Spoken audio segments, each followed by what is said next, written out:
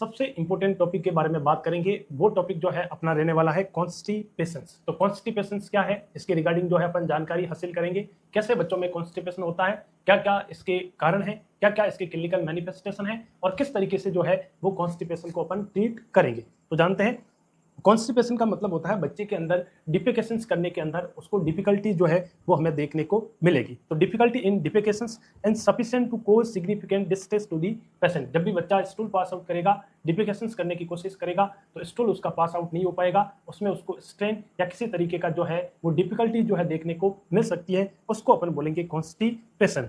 Acute constipation, acute constipation अपन उसको बोलेंगे जो 4 सप्ताह तक बच्चे को ये समस्या जो है 4 सप्ताह से बच्चे को समस्या हो रही है, तो अपन इस बच्चे को बोलेंगे एक्यूट कॉन्स्टिपेशन।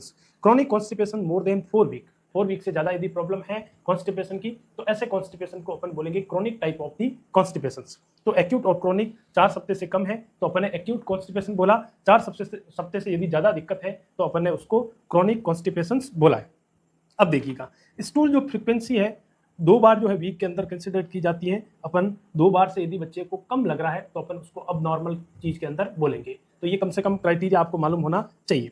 एक होता है फंक्शनल कॉन्स्टिपेशन। फंक्शनल कॉन्स्टिपेशन का मीनिंग क्या है? Is defined by the presence of at least 2 और more of the flowing criteria bye 1 month. 1 month के अंदर जो है वो अपन फंक्शनल कॉन्स्टिपेशन का एक क्राइटेरिया है, वो 1 महीने के अंदर 2 और फ्यू डिफिकेशंस पर वीक, 1 सप्ताह के अंदर बच्चा सिर्फ 2 बार या 1 बार ही लेटरिन जा रहा है, तो ये एक क्राइटेरिया हो सकता है कि बच्चे को फंक्शनल जो है वो कॉन्स्टिपेशंस है। दूसरी बात करें, at least 1 episode of the faecal incontinence per week, बच्चे को प्रत्येक सप्ताह के अंदर जो है लेटरिन करने में इनकॉन्टिनेंस जो है वो हो रहा है, तो भी अपन इसको बोलेंगे फंक्शनल कॉन्स्टिपेशन। थर्ड जो बात करते हैं, हिस्ट्री ऑफ रिटेंसिव पोस्चरिंग, बच्चे को जब भी डिफिकेशंस करेगा तो उस बच्चे का एक हिस्ट्री है कि उसको डिफिकल्टी जो है वो देखने को मिलेगा, जो रिटेंटिव पोस्चरिंग का जो है वो हिस्ट्री रहेगा।